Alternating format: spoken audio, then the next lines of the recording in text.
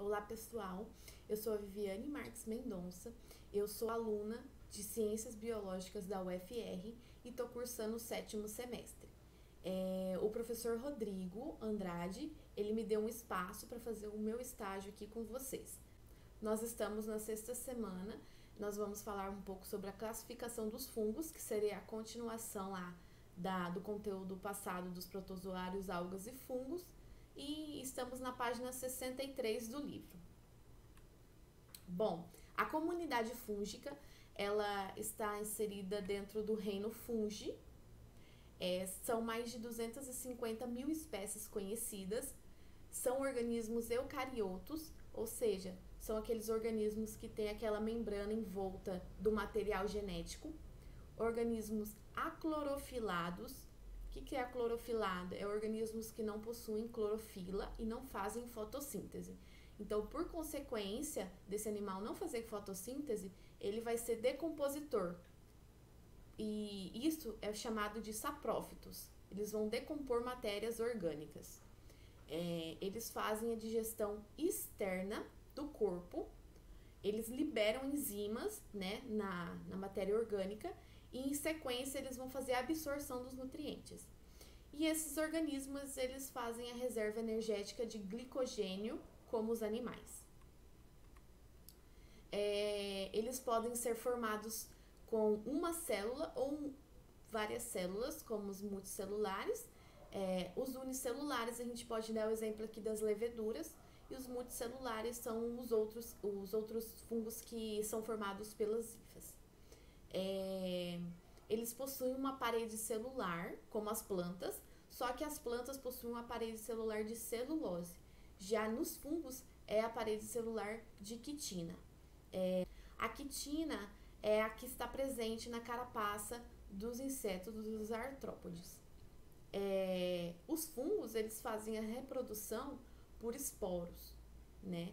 E cada grupo ele vai ter um nome diferente de esporos. São organismos micro ou macroscópicos e são formados por hifas. Então aqui a gente tem a Candida albicans, que é um fungo que causa candidíase. E aqui a gente tem um esqueminha aqui de como é formado um fungo, né? Então aqui a gente tem as hifas, né, que forma o corpo do fungo, e o conjunto dessas hifas é chamado de micélio. Os fungos, eles podem ou não desenvolver esse corpo aqui frutífero. Eles foram classificados, né, em 3 grandes grupos: os zigomicetos, os ascomicetos e os basidiosmicetos. Então, esses grupos, eles possuem estruturas reprodutivas diferentes um dos outros. Então, vamos falar um pouquinho agora sobre os zigomicetos. Então, como a gente havia dito lá atrás, são organismos saprófitos, são parasitas, alguns, né, são parasitas. Eles podem parasitar tanto plantas como insetos ou pequenos animais terrestres. E outros são formadores de micorrizas.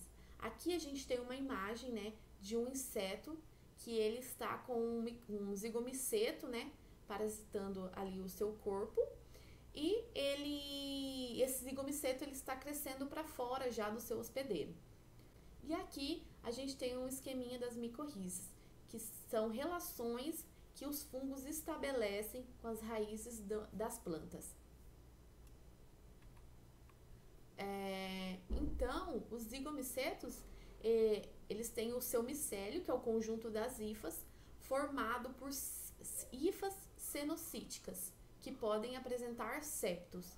Então, aqui a gente tem a hifa cenocítica, essa hifa aqui, ela não apresenta septos. E aqui abaixo a gente tem uma hifa, né, septada. A gente consegue ver aqui os septos e cada célula com um único núcleo. Há casos também de fungos que possuem 2 núcleos por célula. Então, aqui a gente tem uma imagem também de um zigomiceto.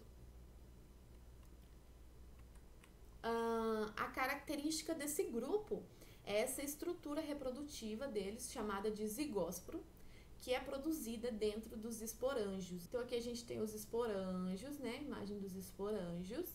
E aqui os zigósporos sendo liberados.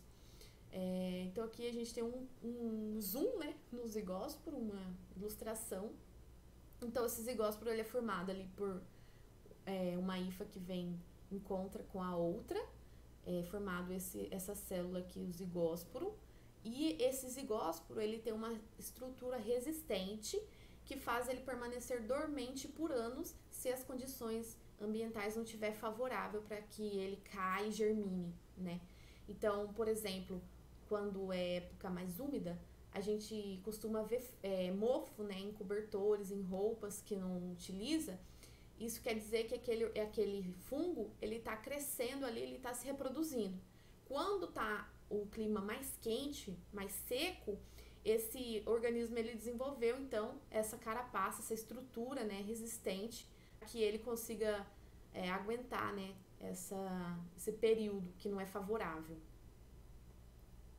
Vamos ver um pouquinho agora sobre os ascomicetos. Bom, os ascomicetos, eles possuem formas de leveduras, como a gente tinha falado lá atrás, né, formas unicelulares ou hifas septadas. E algumas espécies podem formar líquens, que é uma relação também que o fungo estabelece, mas aqui no caso ele estabelece com cianobactérias ou algas verdes. Aqui a gente vê as leveduras, né, uma imagem das leveduras. Este daqui é o nome científico dessas leveduras. E elas são muito utilizadas pela indústria como fermento biológico para fabricação de pães e de cerveja. E aqui a gente tem a morchela, que é um fungo com hifas septadas, né, que pode atingir de 10 centímetros a 15 centímetros de altura. Bom, a característica principal desse grupo é a estrutura deles chamada de asco, né? A gente vê aqui, é tipo um formato de um saco. E dentro desses ascos são formados os ascósporos, que são os esporos sexuais. E eles são formados após a meiose. Em algumas espécies, esses ascos, eles estão organizados em corpo de frutificação ou ascocarpo. Então aqui a gente já tem, né, um corpo de frutificação, e diferente dos zigomicetos, que eles não apresentam um corpo de frutificação. Aqui a gente tem 3 tipos de corpos de frutificação. Vamos falar um pouquinho agora sobre os basidiomicetos. Bom, os basidiomicetos, eles são formados pelas hifas septadas. A maioria são terrestres. Algumas espécies podem ser parasitas, né, causar os ferrugens. Então aqui a gente tem uma planta, uma folha, que ela está com ferrugem, né. Outros podem formar líquens também. E aqui a gente tem o cogumelo orelha de pau, comumente encontrado sob os troncos das árvores. A característica principal desse grupo é a estrutura deles reprodutiva, que é em formato de bastão, e por isso é chamado de basídio, onde dentro dessa estrutura são formados basidiósporos, que aqui representa, né, os basidiósporos, e aqui os basídios.